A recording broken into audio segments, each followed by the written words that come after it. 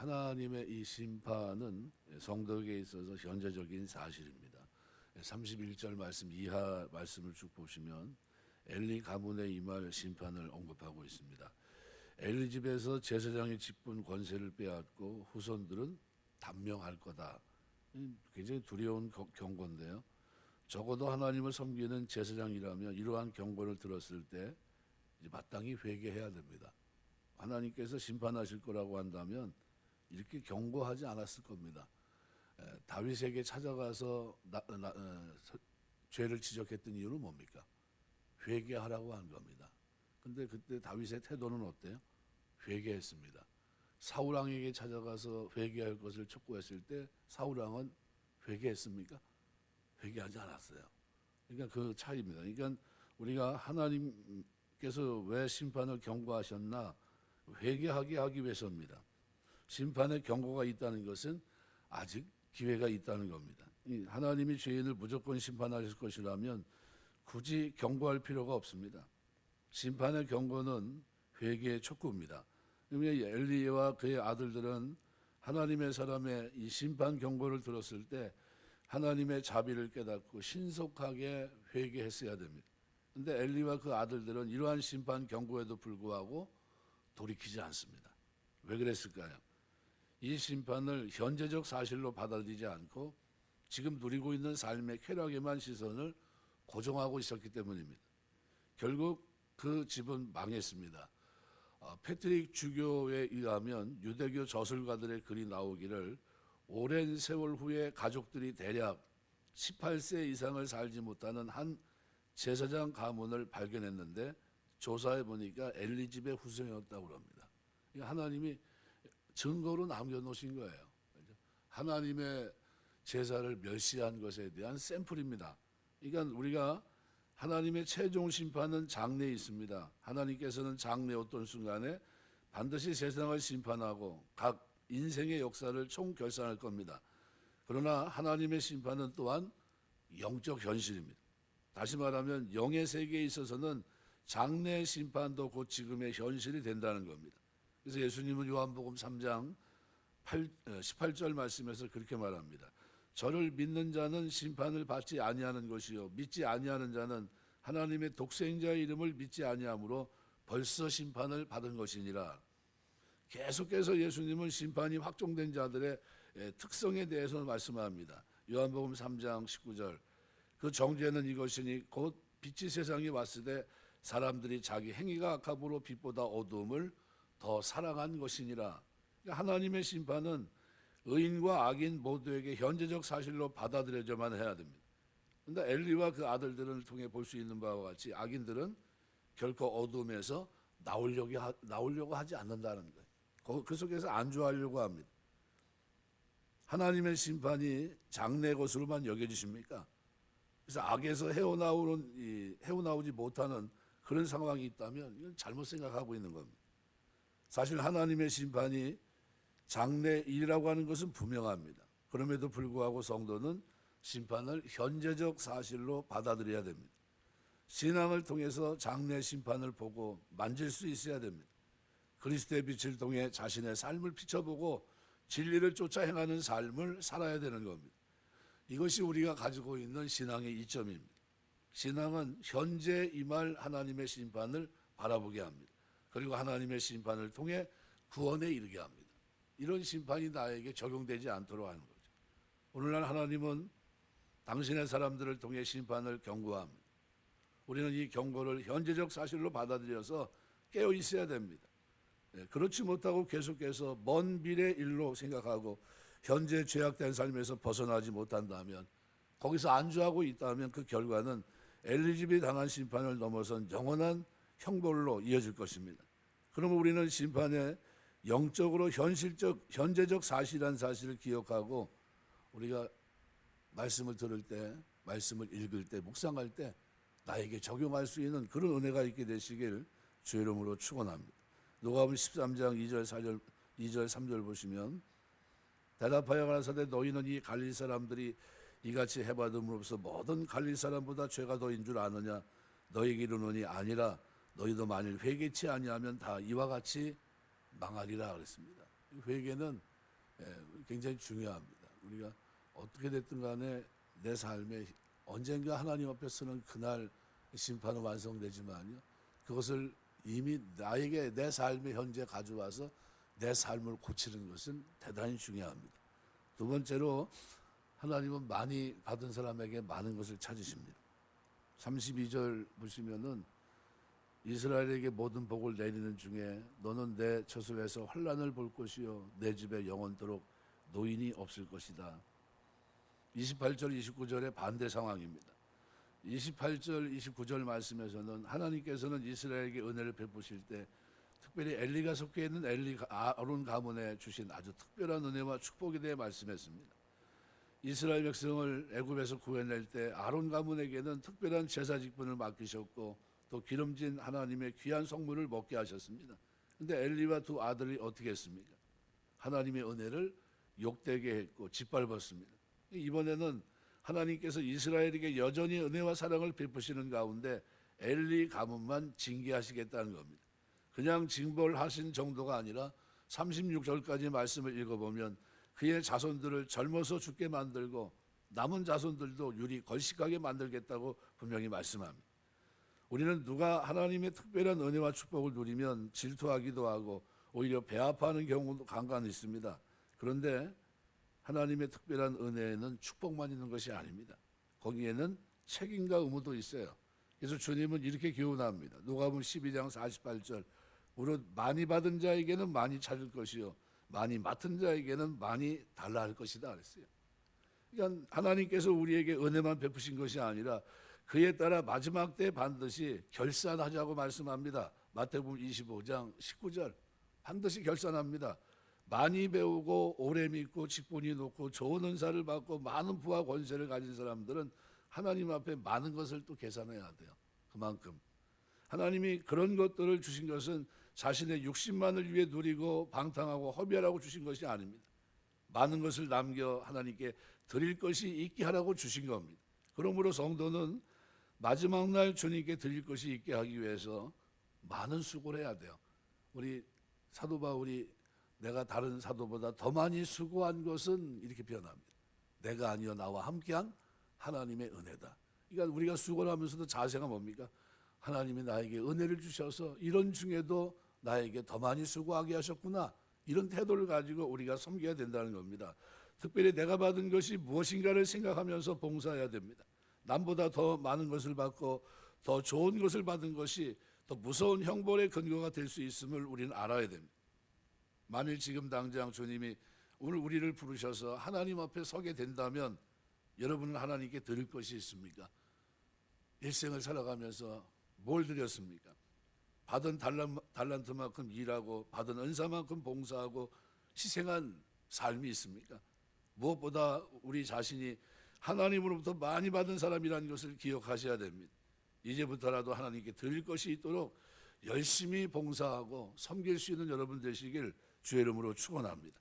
많이 받은 사람일수록 더 많이 수고하고 더 많이 희생하는 것이 마땅합니다. 마태복음 23장 13절 보면 화 있을진저 외식하는 서기관과 바리새인들이여 너희는 천국 문을 사람들 앞에서 닫고 너희도 들어가지 않고 들어가라 하는 자도 들어가지 못하게 하는도다 그랬습니다. 이 신앙생활 하다 보면 내가 못하니까 다른 사람도 못할 거다 생각합니다.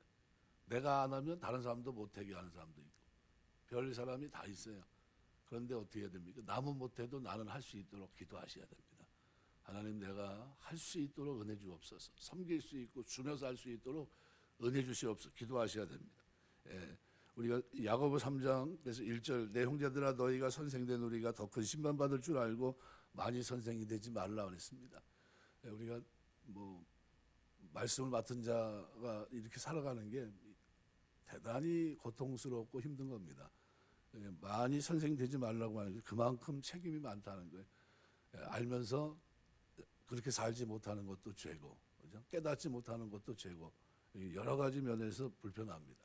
우리가 늘 하나님이 나에게 주신 은혜에 감사하면서 나에게 주신 그 직분 속에서 맡은 것만큼 최선을 다해야 됩니다. 세 번째로는 사람은 누구나 자기 행위의 열매를 먹습니다. 32절 33절 말씀대로 과거에 우리는 연좌제를 떠올릴 수 있는데 엘리와 그 아들들이 지은 죄에 대한 형벌은 그 자손들까지 담당한 것은 과거 우리나라 누가 죄를 지으면 온 집이 화를 면치 못했던 것과 유사합니다. 성경이 그렇게 말하고 있는 것처럼 보이기도 하지만 출애굽기 20장 5절 말씀에 보면 하나님은 나를 미워하는 자의 죄를 갚되 아비로부터 아들까지 3, 4대까지 이르게 하겠다 말씀한 바 있습니다. 그렇다면 정녕 아비의 죄가 죄의 대가로 아들이 담당하고 조상들이 지은 죄의 대가로 그 자손들도 담당하는 건가? 그것은 공의 하나님입니까? 그렇지 않습니다. 어떤 경우에도 사람은 자기가 짓지 않은 죄의 대가를 담당하지 않습니다. 사람이 심판에 이른 것은 오로지 자신이 지은 죄의 결과입니다. 성경은 여기에 대해서 분명히 말씀합니다. 과거 유다가 바벨론에서 멸망하고 백성들이 포로로 잡혀갔을 때 유다 백성들은 그들이 당하는 고통의 원인을 그들의 조상들에게 돌렸습니다. 조상들이 지은 죄의 대가로 자신들이 치르고 있다고 생각했던 겁니다. 물론 그들의 죄를 인정하지 않으려는 핑계에 불과했고 또한 하나님께서 공의롭지 못하다는 일종의 원망이었습니다. 그들이 이것을 아비가 신포도를 먹었으므로 아들들이 이가 시다라는 속담을 인용해서 그때 상황을 표현하고 있습니다. 예레미야 31장 한번 보실까요? 성경 예레미야 31장 29절.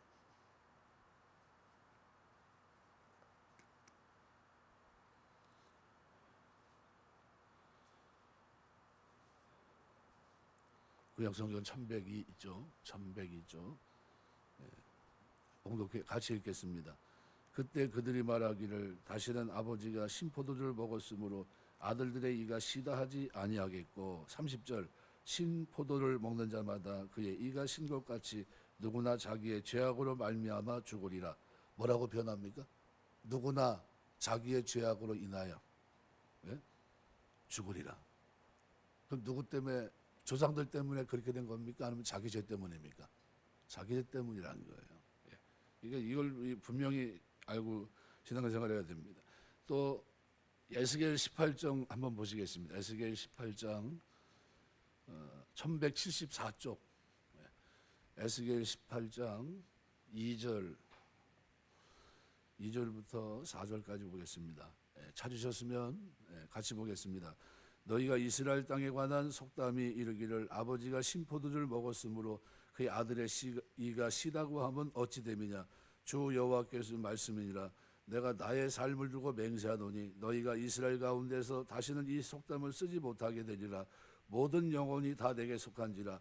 아버지의 영혼이 내가 속함같이 그의 아들의 영혼도 내가 속하였나니 범죄하는 그 영혼은 죽으리라. 아버지 때문에 그렇게 된 겁니까? 아니면 자기 죄 때문입니까? 자기 죄예요. 이거를 정확하게 설명합니다. 공의로운 하나님은 3대 4대까지 내려가게 하지 않으세요. 당대 그가 하나님을 알고 섬기고 회개했다면 그 죄가 그에게 적용하지 못하게 합니다. 절대로 그렇게 이루지 않아요. 그래서 사람은 오직 자기의 죄에 대해서만 책임을 집니다. 그다음에 본문을 비롯해서 출애굽기 성경 곳곳에서 자식이나 자손들이 부모나 조상으로 인해 심판에 이르는 것처럼 묘사된 이유는 뭡니까? 그것은 그 자식이나 자손들이 부모나 조상을 본받아 그들 또한 하나님 앞에서 악하게 행하기 때문이에요. 이거 본대로 살아갑니다. 본대로.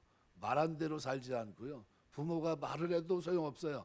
부모가 살아간 대로 살아갑니다. 자식은. 그게 무서운 겁니다. 악한 부모가 자식들을 제대로 교육할 리가 없고 좋은 본이 될 리가 없습니다. 악한 부모의 자식들은 날마다 보고 배우는 것이 악한 것입니다. 이것이 뭐예요? 습관입니다. 관습이 돼버리는 거예요. 습관. 이것이 무서운 겁니다. 그러니까 그들이 자라서 악하게 행하는 것은 당연합니다. 그로 인해 하나님의 심판이 이릅니다. 성경에서 악한 부모의 자식이 그 아비의 죄의 대가를 함께 담당하는 것으로 언급한 것은 바로 그 때문입니다. 따라서 만일 자식이 부모의 악한 행위를 답습하지만 않는다면 심판에 이르지 않아요. 뭐가 필요합니까? 반면교사로 삼아야 돼요. 나는 저렇게 살지 말아야 되겠다. 아버지가 술주정에다가 뭐 말로 표현할 수 없는 폭언을 하고 그러면 내가 이제 예수를 믿게 됐어요. 어떻게 해야 됩니까? 반면교사로 와서 나는 다시는 저렇게 살지 말아야 되겠다 하면서 하나님 앞에 뜻을 정하고 거룩하게 살기로 결정하고 살아야 됩니다. 그게 예수 믿는 거예요. 그런데 그걸 흐리멍텅하게 하면 어떻게 됩니까? 똑같이 가는 겁니다. 그래서 그 대표적인 예가 히스기야입니다. 히스기야 왕이 아비 아하스는 인신제사를 드리는 몰렉신을 섬기는 악을 행해서 하나님의 심판을 받습니다. 역대하 28장. 근데 히스기야는 아비의 행위를 악행을 본받지 않고 하나님 보시기에 선하게 행하고, 그래서 어떻게 됩니까? 죽을 위기, 아수르의 침공에서도 구원을 받게 됩니다. 역대하 29장에서 32장의 기록입니다. 근데 즉 사람은 누구나 자기 행위의 열매를 먹는 겁니다. 잠언 1장 3절 말씀대로. 그러니까 자기가 뿌린 것을 거두게 되는 겁니다. 의의 씨앗을 뿌린 자는 의의 열매를 거두고, 그다음에 악의 씨를 뿌린 자는 심판의 열매를 거두는 겁니다. 그러면 심판이 전적으로 자신의 죄와 관련이 있다는 것을 깨닫게 된다면 자신의 죄를 찾아 발견하기에 힘쓰고 회개해야 됩니다. 하나님은 회개하는 자를 결코 멸망에 이르지 않습니다. 그래서 그런 아비와 다른 길을 걷던 히스기야를 어떻게 하셨습니까? 위기 때마다 건져주시고요. 죽음의 기도에서도 어떻게 합니까? 15년이나 연장시키세요. 뭐 때문에요?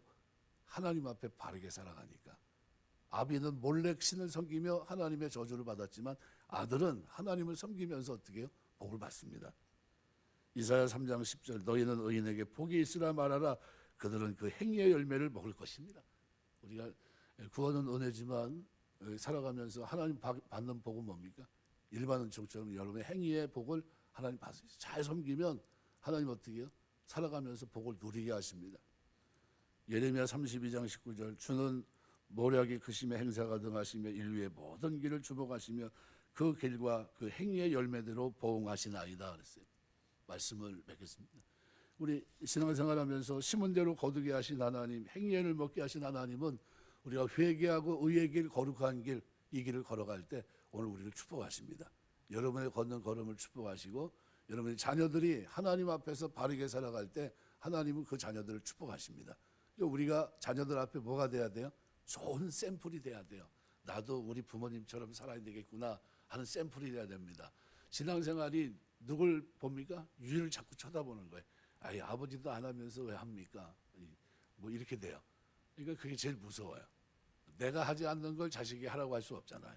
그러니까 우리 신앙생활하면서 우리 새벽 기도하는 건요 평생 진짜 하나님 앞에 드릴 수 있는 축복입니다.